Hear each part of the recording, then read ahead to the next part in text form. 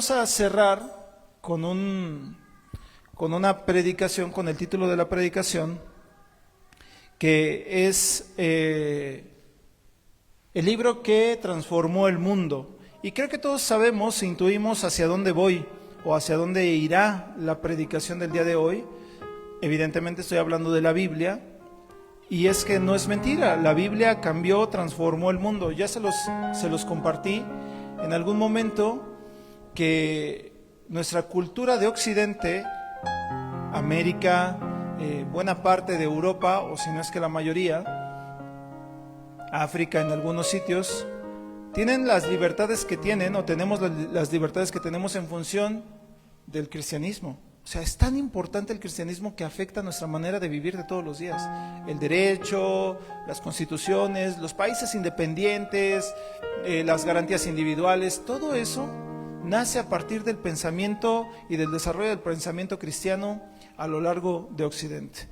No así en países de Oriente, en los que tienen otra cultura, otra escala de valores, que no vamos a juzgar hoy, simplemente podemos decir, son diferentes.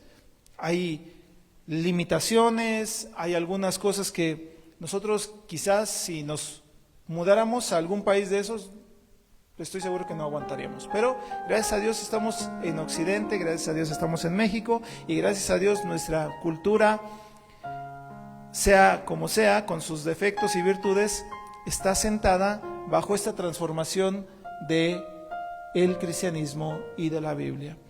Hablamos hace 8 días de ¿qué? ¿Se acuerdan? Hablamos de una traducción, la Septuaginta.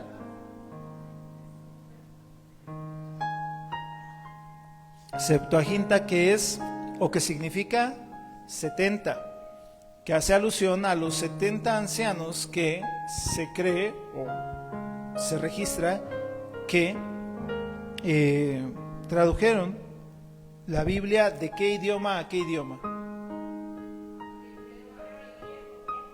De hebreo a griego. ¿Y qué parte de la Biblia es la que se tradujo? El Antiguo Testamento. ¿Por qué no se tradujo el Nuevo Testamento? ¿Por qué? ¿En qué año fue la Septuaginta? En el 285 antes de... No les pase la respuesta, Jairo.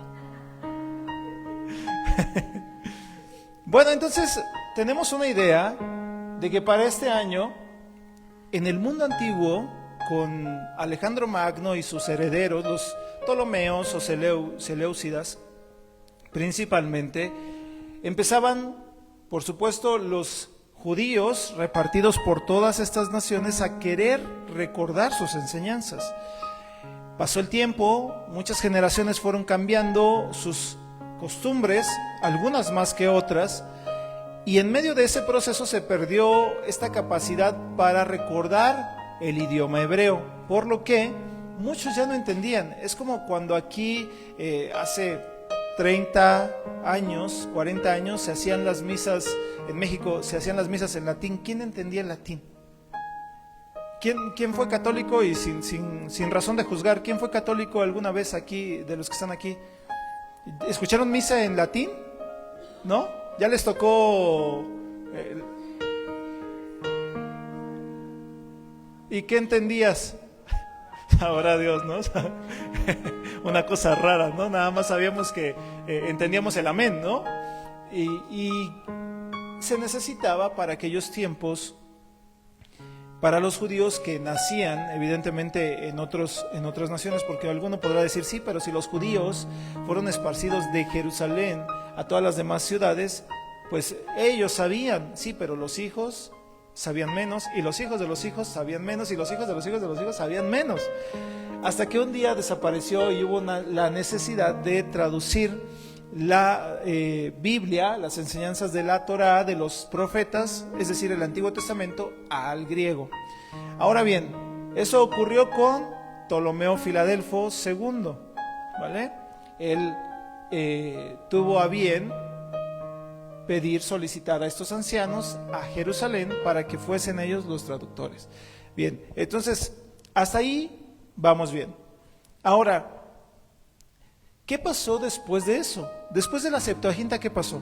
Pues casi nadie sabe. Les voy a decir por qué casi nadie sabe, porque no tenemos evidencia en la Biblia de lo que sucedió en esos años. A ese periodo que hay entre el 400 y el 2, 3 antes de Cristo le llamamos periodo intertestamentario. En su Biblia hay un espacio en medio del Nuevo Testamento y el Antiguo Testamento que la propia Biblia llama, por ahí tienen una hojita que debe decir periodo intertestamentario, o sea, periodo entre los testamentos. Y ahí en la Biblia no se registra nada. Se habla después de algunas cosas que sucedieron, pero de manera muy simple. Pero, ¿qué pasó ahí? ¿No pasó nada? ¿El mundo se detuvo? No, el mundo siguió funcionando como tenía que funcionar. Las personas seguían funcionando y las naciones seguían funcionando como debían funcionar. Y los judíos no se quedaron en pausa, siguieron haciendo sus cosas. Bueno, pues al paso de los años, la Septuaginta comenzó a ser el libro utilizado, el libro por excelencia. Ahí está bien. Empezó a ser el libro utilizado por excelencia y ya no había una preocupación tan profunda porque los judíos que estuviesen en Alejandría o en Armenia o en Grecia o en Roma perdieran sus principios que les daban la identidad. Ya no había problema porque ya había un libro, una Tanaj, un compendio, no le llamaban Antiguo Testamento obviamente, le llamaban la palabra de Dios, que podían ellos leer y podían accesar y podían practicar, no importara dónde estuvieran. En Jerusalén, en Persia, en Roma, en Grecia, en Macedonia, en Tesalónica, en todas estas ciudades que se describen en la Biblia.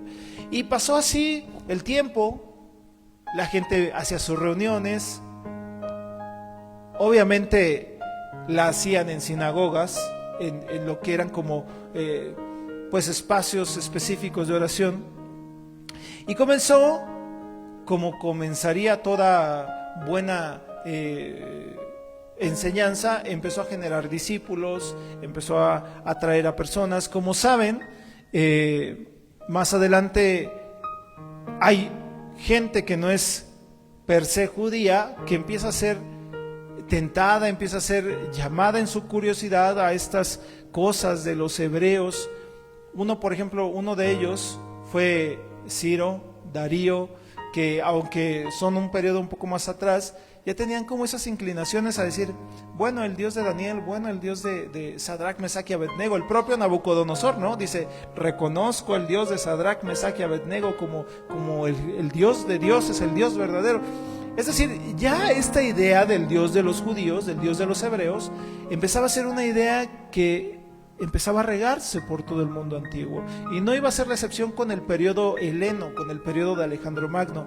Claro, empieza a ser como más común el que la gente empiece a escuchar de este Dios de los hebreos y empiezan a hacerse pues ciertos, vamos a llamarle ciertos grupos de personas que son afines o que les da curiosidad, como si fuesen prospectos a convertirse al judaísmo, ¿no? Y entonces empiezan a repartirse pues estas congregaciones, comunidades, reuniones de judíos con algunos otros extranjeros que empiezan a escuchar de la palabra de Dios.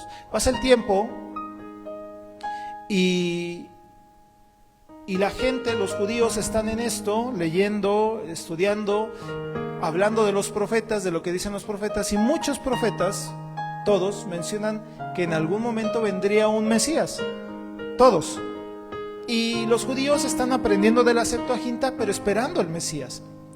Y ¡pum! Llegamos al año 4, 5 antes de Cristo y nace por ahí, en un pequeño pueblo, en un establo, el más humilde, uno al que llamarían su nombre Emmanuel o Jesús, ¿no?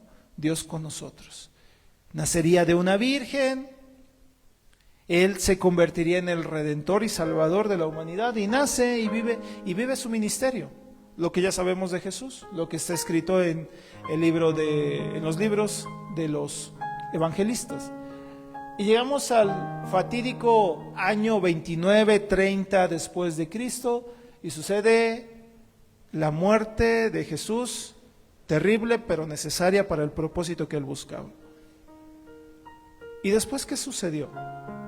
Bueno, un poco la Biblia lo describe, que cuando muere Jesús, una vez muerto, se les presenta nuevamente a sus discípulos y conversa con ellos, como en una última conversación, en una conversación de despedida. Y entre otras cosas les dice, bueno, pues me manifiesto a ustedes para que vean que la promesa ha sido cumplida, y ahora yo ascenderé al Padre y estaré ahí a la diestra del Padre, pero si yo me voy, les voy a dejar a mi espíritu, o vendrá un espíritu, el Espíritu Consolador, que estará con ustedes hasta que vuelva nuevamente por ustedes. Y entonces empieza ese periodo en el que Jesús asciende a los cielos y ya no está más aquí en la tierra, hablando de su cuerpo, hablando de su carne. Ya no está más Jesús de Nazaret en cuerpo, se presentaría ahora en esa forma, en esa expresión del Espíritu Santo.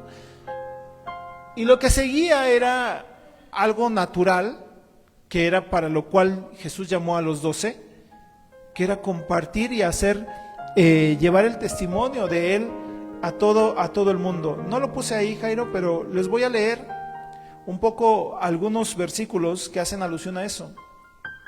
Por ejemplo, dice Mateo 28, 19 y 20, por tanto vayan y hagan discípulos a todas las naciones, bautizándolos en el nombre del Padre, del Hijo y del Espíritu Santo. Es decir, había un requerimiento para cuando Jesús ya no estuviera.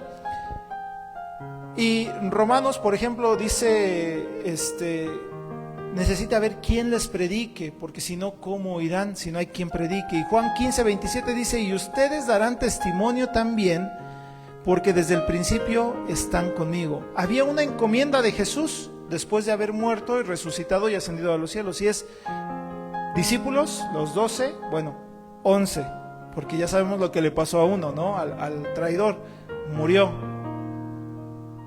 Pero a los 11 que quedaron, les quedaba una gran encomienda. Ahora, todo lo que habían visto de Jesús, lo que habían aprendido de Él, tenían que llevarlo a todo el mundo. Regresemos. Y empezó un camino personal de cada uno de los apóstoles, que no se menciona de manera específica en la Biblia, porque muchos no sabemos ni cómo terminaron los apóstoles, solo sabemos quiénes más o menos eran, pero sabrá Dios cómo terminó Pedro. ¿Alguno de ustedes sabe cómo murió Pedro? Solo por crucificado. ¿Crucificado cómo? ¿Y cómo saben que fue de cabeza? ¿Pero dónde dice eso?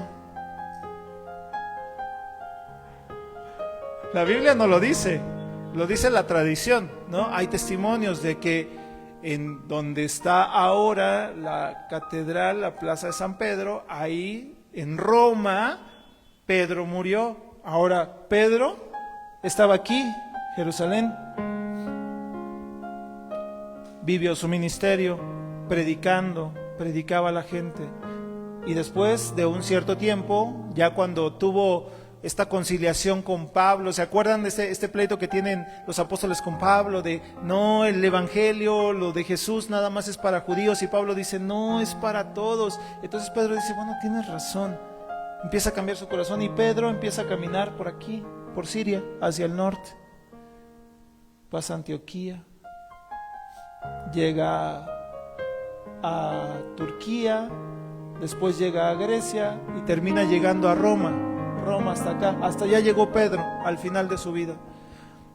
Y en Roma es crucificado, es condenado, crucificado, y él, dice la tradición, que solicita que no se le crucifique como a Jesús, que se le crucifique de una forma distinta. Y esa forma que se le ocurrió a Pedro fue, o no sé si la tenían habilitada como una opción de crucifixión, pero era como al revés, porque él no se sentía digno de morir como su maestro. Pero de los demás no sabemos nada. ¿Sabrá Dios qué habrá pasado? Bueno, sabemos, de otros sabemos, de Juan. ¿Qué le pasó a Juan? ¿Lo metieron en dónde? Pero ¿dónde quedó mucho de su vida? ¿Dónde estuvo mucho de su vida? En la isla de Patmos. ¿Dónde está la isla de Patmos? ¿Sabrá Dios? Aquí está, por ahí, acá está. Miren, aquí estaba Juan también con Pedro, Jerusalén, y terminó en Patmos, en una isla, exiliado. ¿Por qué terminaban exiliados los apóstoles? ¿Por qué los terminaron asesinando a todos. ¿Por qué? Por predicar el evangelio. ¿Y quién los condenaba? Los emperadores en turno, ¿vale? Los emperadores romanos en turno. Bueno, pues muere Jesús y estos apóstoles empiezan a predicar el evangelio, cada uno por su cuenta. No hay mucho que podamos decir de ello porque evidentemente no hay tanto que nos ofrezca la Biblia acerca de la vida de ellos después de Jesús. Sí nos muestra algunos fragmentos, pero no tanto como quisiéramos. Y llegamos ahí por el año 50, 60, en el que en esos años se convierte Pablo y empieza a predicar Pablo, y Pablo hace estos recorridos. Estos sí son viajes de Pablo, ¿no? Los 3 viajes de Pablo. Uno está marcado con rojo, con líneas punteadas rojas, que son, pues, que están mezcladas con las otras, pero más o menos ahí se ve. Su segundo viaje, su tercer viaje y su último viaje a Roma, ¿vale? Hace 4 viajes y en esos viajes, fíjese cuántas ciudades alcanzó a compartirles, en cuántas ciudades pasó y compartió el mensaje del evangelio. Por ejemplo, en el primer viaje pasó a Antioquía, no sé si nos puedes ir señalando un poquito. Pasó a Antioquía, después se fue a Chipre, a la isla de Chipre, después se fue a Panfilia, después pasó a Antioquía, después pasó a Iconio, después a Listra, después a Derbe y después regresó a Antioquía de Siria. Después, en el segundo viaje, partió de Antioquía, donde estaba, de Antioquía de Siria, después se fue a Filipos. ¿Está por ahí, Filipos? Ajá, Filipos. Pasó a Filipos. Después se fue a Tesalónica, ahí, a la derecha, a la izquierda. Después se fue a Berea, después se fue a Atenas. De hecho, en Atenas es donde está esta escena muy, muy ilustrativa de Pablo cuando predica a los filósofos. Ahí es cuando les predica a los filósofos, en el Areópago, que era un sitio de reuniones, por decirlo así, donde se reunían los filósofos. O sea, no era cualquier sitio, no era el Zócalo, o sea, no era una plaza abierta, era un lugar específico donde los filósofos se sentaban a discutir, y ahí un grupo de filósofos estoicos, epicúreos, con filósofos como Heráclito, de la escuela de Heráclito, se sentaban y escuchaban a Pablo. Y Pablo menciona por ahí en su Biblia, usted alguna vez lo va a leer y espero que sea pronto, dice: aquí a ustedes que adoran a sus dioses, pero que adoran además a uno que es el Dios no conocido, a ese es al que vengo a presentarles, al que no conocen. Y es interesante cómo él aborda ese tema a partir de eso, ¿no? Entonces es Atenas, después se va a Corinto, a Corinto, después a Éfeso, y después regresa a Jerusalén y a Antioquía. Y en el tercer viaje parte de Antioquía, va a Galacia, hacia arriba, la parte alta, Galacia, después se va a Éfeso, después a Macedonia, Corinto, regresa a Éfeso y después regresa a Jerusalén, donde es arrestado. En Jerusalén es arrestado y de Jerusalén es enviado a Roma. La lista de ciudades donde Pablo, el apóstol Pablo, plantó iglesias fueron las siguientes. No están ahí, pero bueno, ahí puede ubicarlas algunas. En Damasco, en Jerusalén, en Antioquía, en Chipre, en Perge, en Antioquía de Psidia, en Iconio, en Listra, en Derbe, en Filipos, en Tesalónica, en Berea, en Corinto, en Éfeso, en Mileto, en Creta, en Roma. Por eso las cartas que él escribe son dirigidas a algunas de estas iglesias. Y como es normal, en todas esas ciudades empiezan a existir estas famosas reuniones llamadas eclesias. lo que ahora hemos transliterado y le hemos dicho iglesia. La iglesia era una asamblea, una reunión de personas con un objetivo particular y único, que era, en ese caso, era el de buscar el rostro y la sabiduría de Dios. Entonces, en todas esas ciudades empezó a existir esta idea de las enseñanzas de ese tal Jesús el Cristo, y empezaron a existir iglesias. Algunos de los pastores son mencionados en la Biblia. Por ejemplo, está Timoteo, Aquila y Priscila, pues por ejemplo, hay tantos nombres que se me olvidan de momento, pero en las cartas paulinas son mencionados, ¿no? Pablo dice, y salúdame a tal, y salúdame a tal, y salúdame a tal, porque son los pastores de cada una de estas iglesias. Sin embargo, al paso de los años, hablo por ahí de cuando llegamos al año 100, 110, a ver, pásale, no sé si tengo, sí, antes, sí, ahí déjale.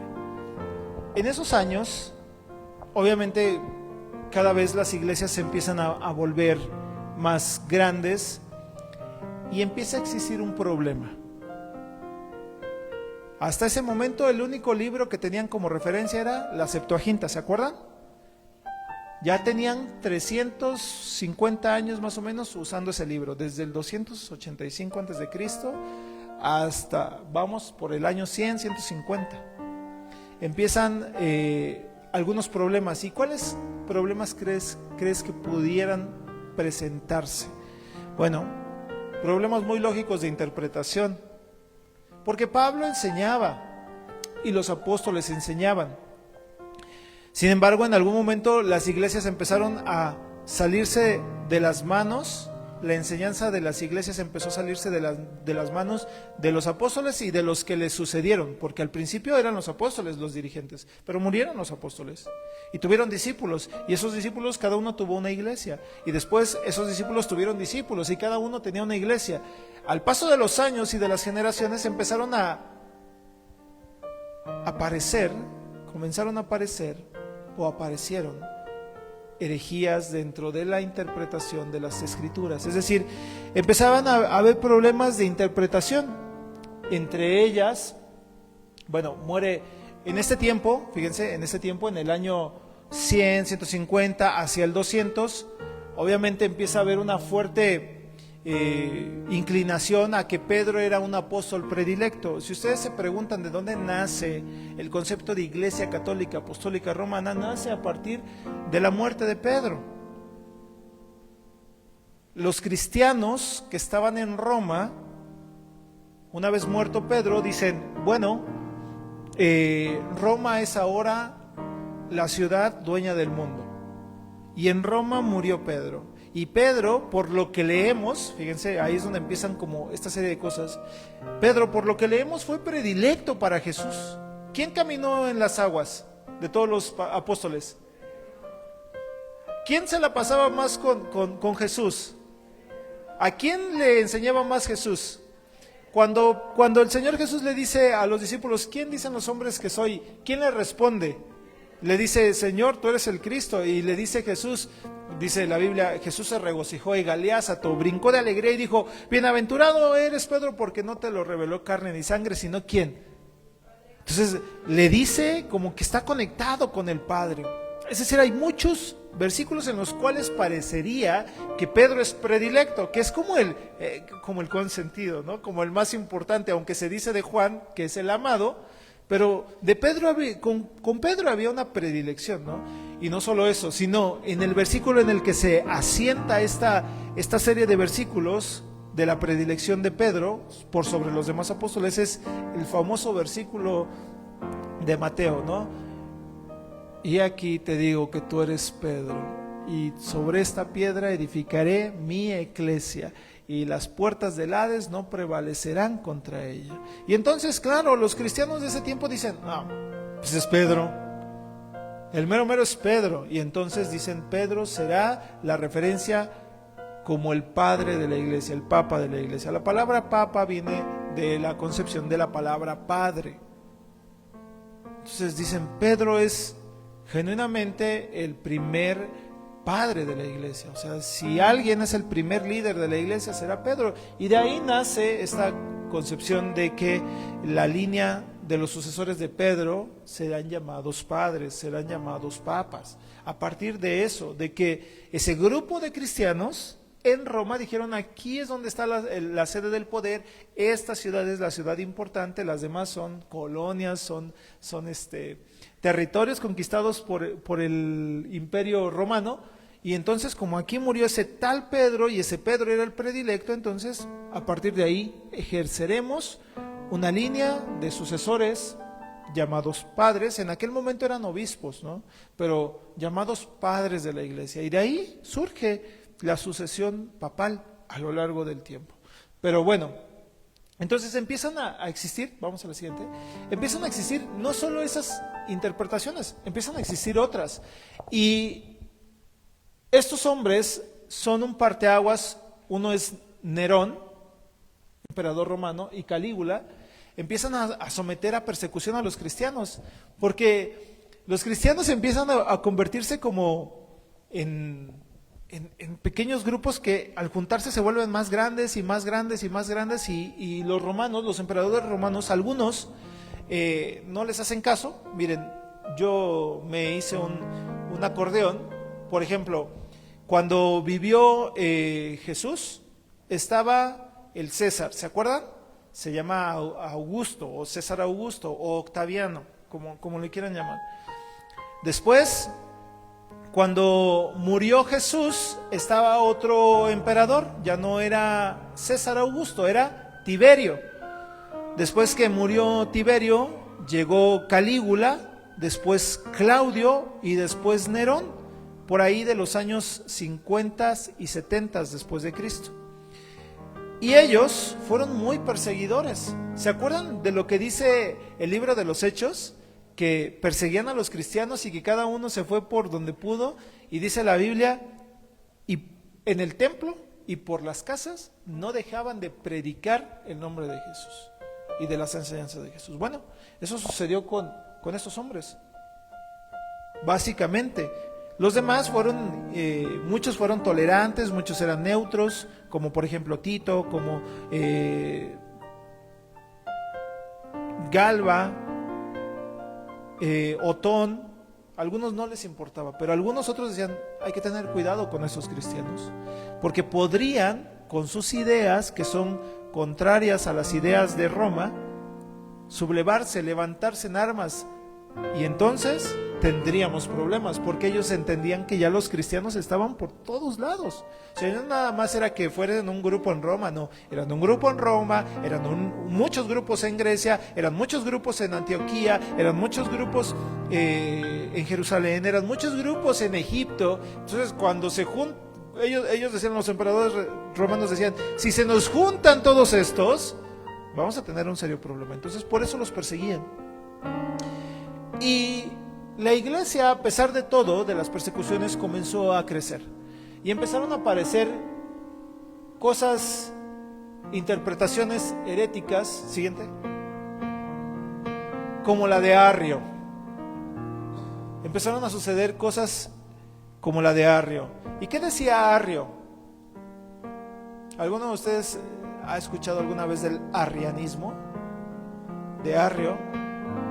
Bueno, Arrio criticaba, en aquel momento se tenía una concepción de la Trinidad, ¿no? Decían, pues el Padre, el Hijo y el Espíritu Santo, aunque son uno mismo, indivisibles, son tres personas manifestadas. Y Arrio dijo, no me parece que sea así. A mí me parece más bien que hay dos personas importantes. Una que es el Padre, que es Jehová, y el Hijo, que es Jesús. Pero el Hijo no está dotado de la misma divinidad que el Padre. Es decir, el Hijo es menor, tiene una naturaleza diferente, es una naturaleza especial, pero no es la naturaleza del Padre. ¿Les recuerda a ustedes algo? Bueno, al día de hoy ya los que tenían este principio arriano ya se están convirtiendo. Pero en esencia, un tiempo muy largo, los testigos de Jehová decían, bueno, está Jehová. Pero aunque nosotros decimos y entendemos que existió Jesús, Jesús no está dotado de esa misma naturaleza del Padre, es decir, no pueden ser el mismo. Decían, Jesús es como una creación del propio Padre con una naturaleza especial, pero no es el mismo. Y entonces decían, a Jesús se le adora, pero como si fuese un Dios más chiquito. Eso empezó a suceder.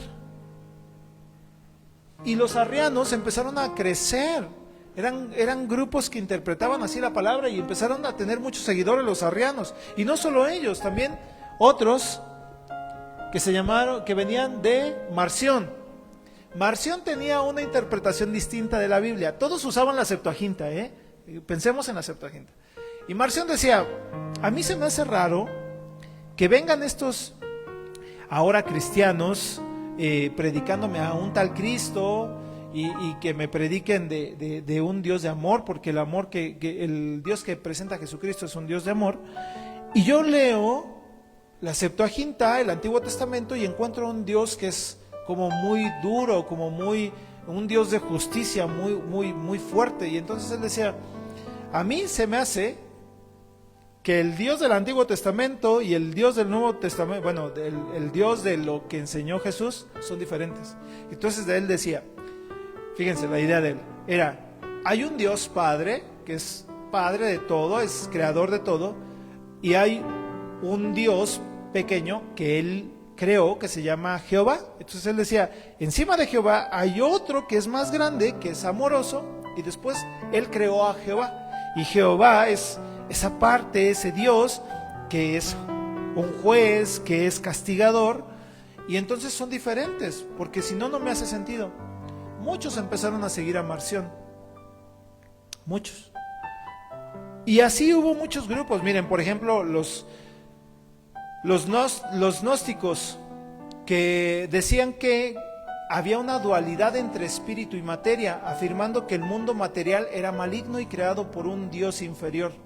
Entonces decían, bueno, el mundo en el que estamos ha sido creado por un Dios inferior, y hay otro mundo que es perfecto, que es el espiritual, que ha sido creado por un Dios supremo. Es decir, había dos dioses.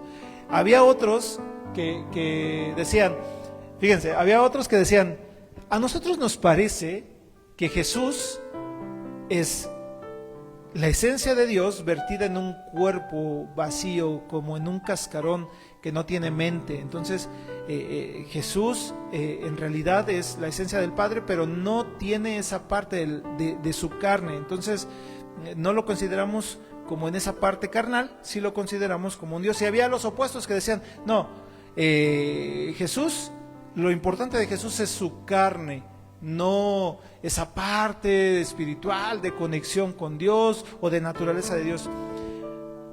Y por todos lados empezaban cada uno a tener sus propias interpretaciones. Pasaron los años y los padres de la iglesia, los papas, dijeron, hay un problema, porque cada quien está entendiendo la Biblia como la quiere entender. Cada quien se está agarrando a interpretar como quiere interpretar. Unos dicen que esto, otros dicen que esto. Y el problema no es que difieran, porque siempre hay diferencias. El problema es que se peleaban entre ellos. Y la idea de Cristo no era pelear, era que hubiese una iglesia unida, una iglesia fuerte. Entonces dicen, no puede seguir así, vamos a arreglarlo. Y es así como llegamos. Regresale antes. Aludiendo a lo que dice segunda carta a Timoteo, capítulo 2, versículo 15, procurando con diligencia presentarnos a Dios aprobados, como obreros que no tienen de qué avergonzarse y que usan bien la palabra de verdad. El Papa Dámaso I dice, hay que terminar con este revoltijo, con este relajo. Y manda llamar por ahí a un hombre, un erudito, un piadoso, llamado Jerónimo. Él le dice, mira Jerónimo, te voy a encargar una tarea. La tarea es que tú hagas el compendio, o del compendio que ya hay, de un cierto compendio que ya había sido como aprobado, tú revises la traducción, porque al mismo tiempo que pasaban los años, cada uno no solamente se quedaba con la Septuaginta, sino cada uno lo traducía a su propio idioma, porque no era el griego el único que había. Empezaban a haber otros idiomas y evidentemente empezaba a existir el latín. Entonces cada región lo iba traduciendo y lo traducían como podían. Y entonces este Papa, Dámaso I, dijo, no, Jerónimo, te encargo, por favor, que busques los textos más originales, o sea, que busques lo más original que puedas acerca de la Septuaginta y que hagas una traducción al latín. Y esa traducción se va a hacer al latín, que es el latín popular, que es por eso se le llamó la Vulgata Latina. La Vulgata Latina tiene que ver con el latín, que es el latín popular. Es como lo que era el griego koiné, que era el griego koiné, es el griego popular. Y en el latín es el latín vulgar, el del vulgo, el del pueblo, la Vulgata Latina. Y le dijo, tienes el encargo de buscar los textos de la Septuaginta más originales y traducirlos con la mayor fidelidad al latín. Y no solo eso, sino que Jerónimo, yendo a Jerusalén, interesado por el hebreo, porque él entendía que necesitaba el hebreo, una vez retomando el hebreo, él tradujo también el Antiguo Testamento, es decir, tradujo Nuevo Testamento y Antiguo Testamento. El Antiguo Testamento lo tomó desde el hebreo y el Nuevo Testamento desde los libros, desde las cartas paulinas, desde los textos que habían sido escritos en griego. Es decir, hizo un compendio, y ese compendio es el que llamamos la Vulgata Latina. Esta Vulgata Latina se convirtió en un libro unificador de las doctrinas cristianas en los primeros siglos. Por eso es que el título de la predicación es el libro que cambió el mundo.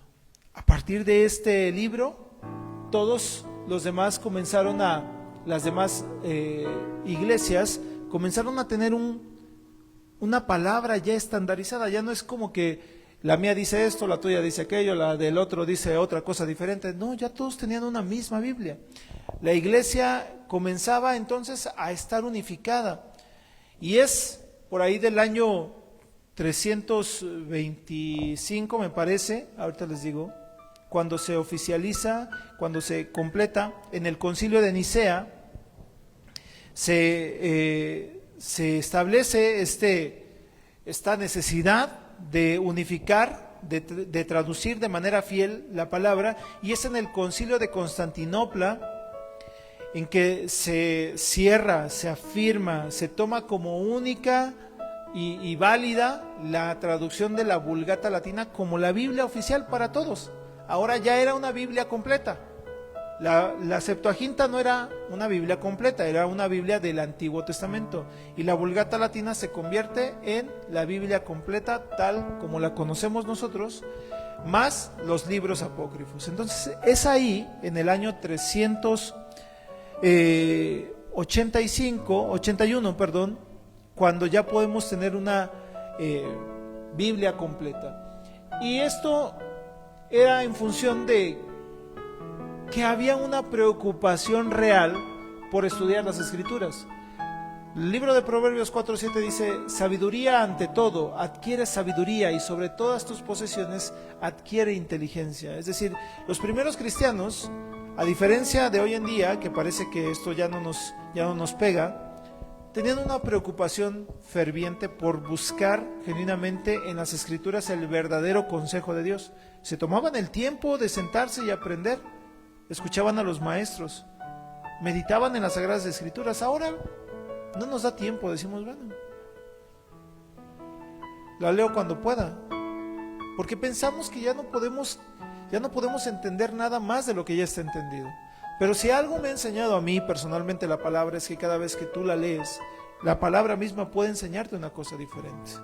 Entonces es en el año 380 cuando el emperador Teodosio promulga el edicto de Tesalónica, que declara al cristianismo como una religión oficial. Y es ahí cuando dicen, no, pues es que todo el mundo antiguo se convierte al cristianismo. Bueno, les voy a decir una cosa, y es que se cree que Constantino, el primer gran emperador, digamos, de la Roma unificada, se convierte al cristianismo. Algunos dicen que se convirtió él, o algunos dicen que era su mamá la que era cristiana, la que tenía estas ideas de acercarse a las enseñanzas de Jesús. Y como el cristianismo era perseguido en esos años, Constantino, ya sea que se hubiese convertido o por causa de su mamá, dijo, dejemos de perseguir a todos. O sea, no solamente a los cristianos, dejaron de perseguir a todos. Pero claro, si él o su familia eran cristianos, la religión oficial, ¿cuál iba a ser? El cristianismo.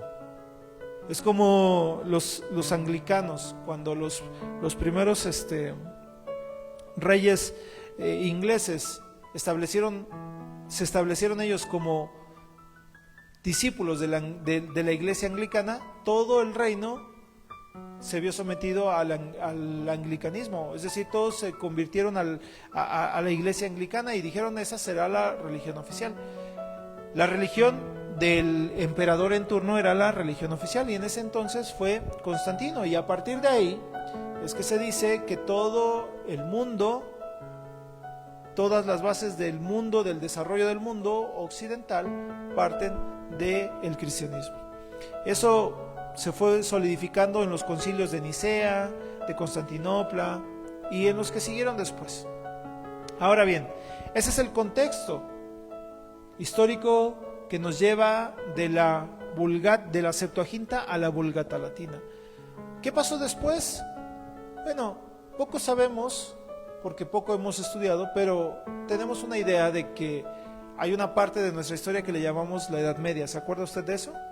Que es el desarrollo del Imperio Romano, de Oriente y de Occidente, que termina, hablando religiosamente, en un punto de quiebre con los famosos llamados reformadores. La Iglesia Católica Apostólica Romana se llama así porque es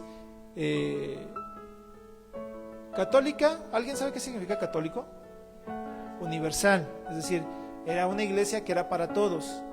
Apostólica, ¿por qué? Porque tiene base en las enseñanzas de ¿quién? De los apóstoles. Y romana, evidentemente, porque fue en el Imperio Romano que nació. Por eso se llama Iglesia Católica Apostólica Romana. Bueno, esa iglesia, que era la que conservó los principios y las enseñanzas de Cristo, entendidos a su manera, se desarrolló a lo largo de mucho tiempo. Ya no hubo otro imperio que conquistara el Imperio Romano. Poco a poco otros reinos empezaron a surgir y empezaron a separarse del Imperio Romano, pero no fue una conquista per se, sino que se iban separando, ¿no? Y llegó el tiempo en el que ese desarrollo de esas doctrinas, como las tenía entendida la Iglesia Católica Apostólica Romana, empezaron a tener sus propias fallas. Solo les voy a contar del punto de quiebre. Había una enseñanza que se había utilizado de manera maliciosa para conseguir dinero. Hubo un tiempo en el que la iglesia ofrecía algo que le llamaba indulgencias. Las indulgencias son o eran obras, suena raro, pero eran obras de supererogación. ¿Qué significa eso? Eran como cheques de buenas obras. Entonces, como la Iglesia Católica, de donde ya lo hablaremos en algún momento, generó la idea de que cuando uno moría iba a un lugar que se llamaba el purgatorio, donde podía redimir su alma. Le decían a la gente, tu papi se murió, ¿verdad? Sí. ¿Cómo se portaba tu papi? No, pues no tan bien, era pues, más o menos, ¿no? Y entonces la iglesia les decía, a mí se me hace que tu papi no está en el paraíso, se me hace que tu papi está por ahí en el purgatorio. Y le decían, pero no hay problema, si quieres salvar su alma y que su alma vaya del purgatorio hacia el cielo, te vendemos las obras de fulanito de tal, porque él sí fue buena persona, fue tan buena persona que le sobraron buenas obras, o sea, le sobraron bastantes buenas obras porque era muy bueno o era muy buena. Entonces ellos expedían un oficio en el cual le decían, te vendemos, imagínense, te vendemos 5,000 buenas obras para que le alcancen a tu papi, para que vaya al paraíso. Y entonces empezó a ocurrir eso. Eso y algunas cosas horribles, aberrantes de algunos papas que por ahí tenían fiestas horribles, horribles en el ámbito sexual, desviaciones en su corazón por el dinero y todo lo perverso que puede ser el corazón cuando tiene dinero, que algunos que eran parte de la iglesia, que eran genuinamente hombres de fe, dijeron: esto se me hace raro, como que algo no me cuadra. Y uno de ellos se llamó Martín Lutero y dijo: a ver,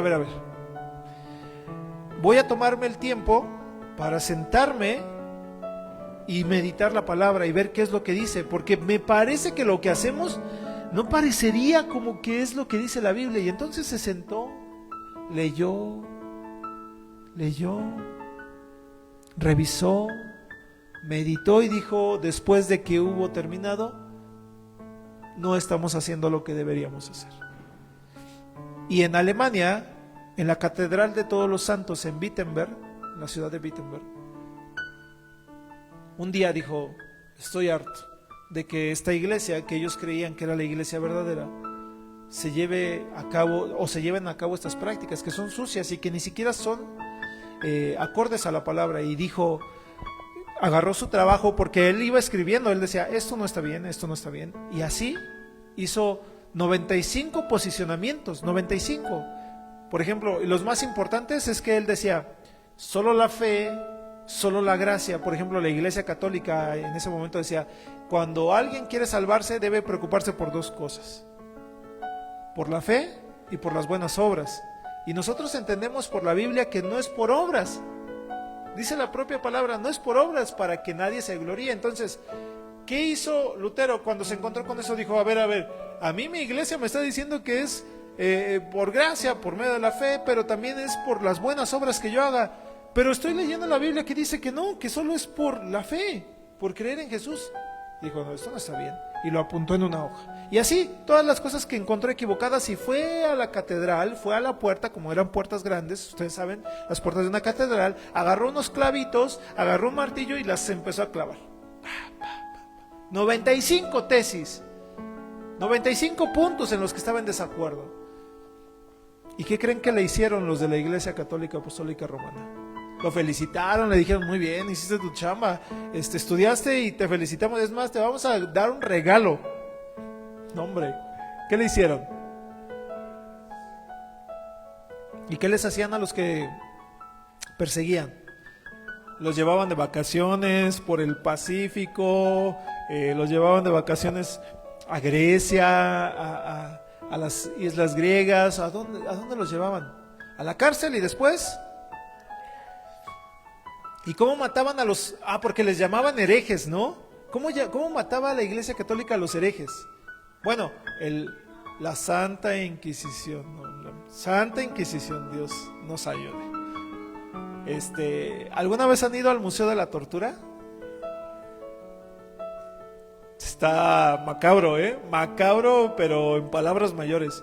O sea, esta serie de instrumentos que pudieron concebir esas mentes en aquellos tiempos eran cosas terribles. Hay una de las torturas que a mí me parece que es de las peores, que es que colocaban al preso, al hereje, en una posición en la que le ponían una tabla aquí en su cabeza, y la tabla tenía un hoyito, y en la tabla, en ese hoyito arriba tenía una gotera, y esa gotera estaba continuamente goteando, y la dejaban ahí a la persona. Obviamente lo alimentaban para que sobreviviera, y esa gota, ¿qué creen que iba produciendo? Desgaste. Tiraba el cabellito, después empezaba a deshacer la piel, después entraba y empezaba a deshacer el cráneo, hasta que evidentemente la persona moría. ¿Se imaginan? ¿En qué imaginación? Y esos eran los cristianos. En eso se habían convertido aquellos que en algún principio querían conservar las enseñanzas de ese tal Jesús el Cristo. No estaba bien. Había que hacer una revolución. Y empezó con algunos hombres como Juan Hus, Martín Lutero, entre otros, ¿no? Ellos dijeron, no, no está bien. Y lucharon, estudiaron y sometieron a escrutinio público esos aspectos que no estaban bien. Y cada uno de ellos fue perseguido, callado o obligado a retractarse. ¿Por qué? Porque para ese momento la Iglesia Católica Apostólica Romana ya tenía un poder tan increíble que no había poder humano que pudiera contra ellos. Ya ellos eran ricos, tenían muchas tierras. De hecho, por ejemplo, aquí en México, en el tiempo de la revolución y en muchos tiempos de revolución social, no solamente en la revolución, muchos de los terrenos de México le pertenecían a las iglesias. O sea, muchos. Por eso llega un día un hombre llamado Benito Juárez y dice, a ver, ustedes, señores de la iglesia, curas, sacerdotes, tienen demasiadas tierras, ¿por qué? No debería ser así, la tierra debería ser de todos. Y entonces les dicen, llegó el momento en el que ustedes regresen eso, que se han quedado gandallamente, pues, y se hizo una separación de iglesia y Estado, porque la iglesia tenía mucha injerencia en las decisiones del Estado. En eso terminó todo este camino de la Vulgata Latina, todo ese camino de las traducciones, que fueron buenas en su momento y que fueron necesarias para que se conservara la enseñanza de la palabra de Dios, pero que necesitaba algún día reformarse esta idea. ¿Y cómo se iba a hacer? Meditando en las Escrituras, que es, yo creo que uno de los aspectos que nosotros hemos dejado de cuidar. Ya no meditamos en la palabra, leemos la Biblia, que es diferente. Una cosa es leer la Biblia y otra cosa es entenderla. Una cosa es pasar nuestros ojos por encima de los versículos y otra cosa es entender cada palabra que se nos enseña a través de ella.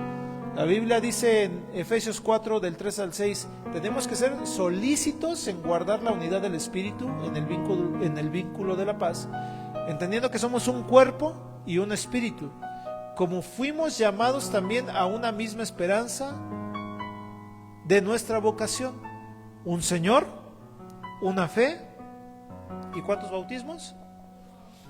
Un bautismo. ¿Y qué es bautizo? Yo sumerjo. ¿Y cómo bautizaban los cristianos de Roma? Por aspersión, echan un chorrito. Eso no es sumergir. O por ablución. Pero dinos qué es ablución. Que lavaban a la persona, exactamente. O sea, aspersión, ablución o sumergir, que la palabra bautizo significa sumergir. Entonces, ¿por qué una rociada? ¿Por qué un chorrito de agua? ¿Por qué una lavada? Porque a alguien se le ocurrió así, porque alguien lo interpretó así. Eso no significa que fuera lo correcto. Un Dios, un Señor, se desmorona la enseñanza de la Santísima Trinidad, donde dice son tres personas, el Padre, el Hijo y el Espíritu Santo, diferentes. No, es uno mismo. ¿Por qué? Porque es un Señor. ¿Y es cuántas fees? Una fe. Una de las cosas que como cristianos tenemos de diferencia con los católicos es que nosotros decimos, bueno, nosotros tenemos una única norma de fe. La única norma de fe nuestra se llama Biblia. Y el católico dice, no, para nosotros es la Biblia más las tradiciones, más que otra cosa. ¿Alguien sabe? Más lo que diga la Santa Madre Iglesia. Así que si un día el Papa dice algo, eso se vuelve ley para el católico. Eso se vuelve ley. Y a lo largo del tiempo nos hemos dado cuenta que hay papas que dicen una cosa y que hay papas que dicen otra cosa opuesta. Hay papas que aceptan una cosa y hay papas que aceptan otra cosa. Lo aceptan según sus intereses y lo aceptan según su desarrollo teológico. Hoy en día, hace no mucho, vi que el Papa Francisco ya tenía una apertura mucho más tolerante con los de la comunidad LGBT. Y los papas anteriores no eran groseros, pero eran muy firmes, en el sentido de decir, esto no está bien. Pero el Papa, el último, dice, no está bien, pero no está tan mal, pero no está bien, pero no está mal. ¿Me explico? O sea, tienen posturas diferentes. Y la Iglesia, por ejemplo, los católicos de hoy en día tienen que, porque lo que dice el Papa se convierte en dogma. Tienen que pensar como piensa el Papa. Eso es parte de lo que ellos dicen que es su norma de fe. Entonces nosotros decimos, no, la Biblia para mí es mi única norma de fe. Un Señor, una fe, un bautismo, un Dios y Padre de todos, el cual es sobre todos y por todos y en todos. Vamos a empezar el siguiente. Segunda carta a Timoteo 3:16 dice, porque toda la escritura es inspirada por Dios y útil para enseñar, para reprender, para corregir, para instruir en la justicia. La Biblia nos enseña de sí misma que no hay necesidad de nada más. La Biblia, toda la escritura es inspirada por Dios y útil para enseñar. ¿Queremos aprender de Dios? Tenemos la Biblia. Para reprender. ¿Queremos ser corregidos? Tenemos la Biblia. Para reprender, para corregir y para instruir, para capacitarnos. ¿Necesitamos lo que se le ocurra al Papa? No. Necesitamos instruirnos en lo que dice la propia palabra. Siguiente. Y cuando lo entendemos así, entendemos y hacemos real lo que dice el Salmo 119, 105. Lámpara es a mis pies tu palabra y lumbrera a mi camino. Siguiente. Por tanto, la solicitud es la misma que hizo Jesús a sus discípulos. Henos aquí, amado hermano y amada hermana, 2000 años después de que Jesús murió. Y la encomienda sigue siendo la misma. Así como esta encomienda fue para los 12 apóstoles, ahora esta encomienda es para nosotros. Vayan y hagan discípulos a todas las naciones, bautizándolos en el nombre del Padre, del Hijo y del Espíritu Santo. Pero para hacer discípulos a otros necesitamos nosotros primero saber y conocer a Dios verdaderamente. Hay una frase, y con esa cierro, creo que hay otro versículo que puse. No, es el último. Hay una frase, dos frases de Jerónimo que me parecen importantes resaltar. Y él decía, desconocer la Escritura es sinónimo de desconocer a Cristo. Y yo hoy les garantizo que les hago un examen de Biblia y no la van a saber. No la van a saber. Si desconocen la Biblia, ¿a quién están desconociendo? Para conocer a alguien tienen que conocer los testimonios de ese alguien, las palabras de ese alguien. Ahora no lo estoy regañando, vaya, porque todos vamos aprendiendo poco a poco, pero yo me pregunto a aquellos cristianos que tienen siendo cristianos 10, 20 años, ¿qué tanto esperan para leer la Biblia y conocer a Jesús en toda la Escritura? ¿Quieren otros 20 años, otros 30 años? Algunos ya no vamos a vivir esa cantidad de años, algunos ya nos quedan 5, 10, 15, 20 años. Necesitamos apurarnos. ¿Cuántos dicen amén? Y la otra frase es, cuando oras, tú le hablas a Jesús, pero cuando tú lees su palabra, Él es el que te habla a ti. Que me parece que es una de las cosas que sucedió con Jerónimo. A Jerónimo Dios le habló y le permitió establecer esta traducción que serviría para el desarrollo de la historia del cristianismo en el mundo antiguo.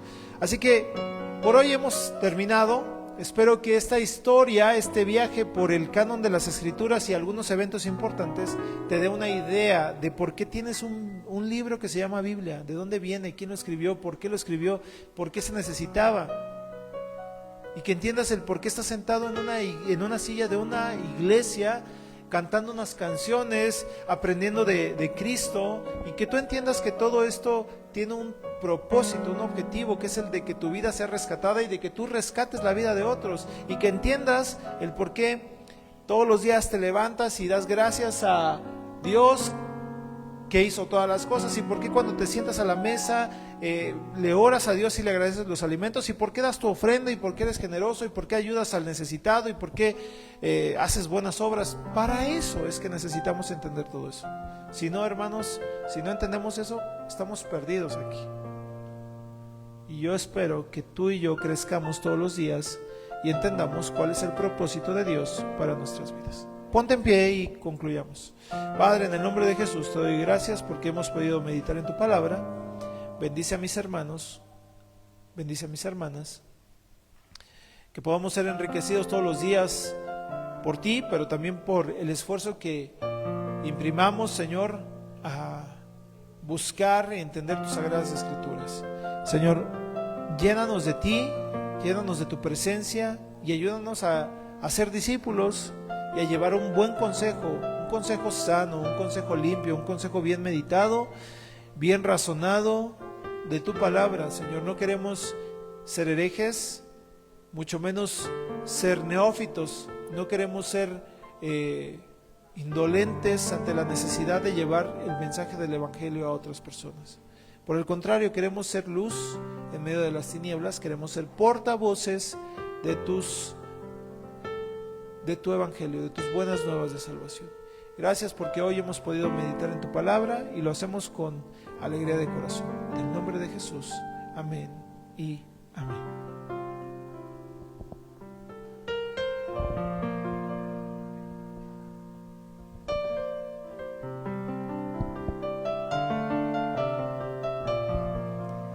Gracia y paz, hermanos, bendiciones para todos.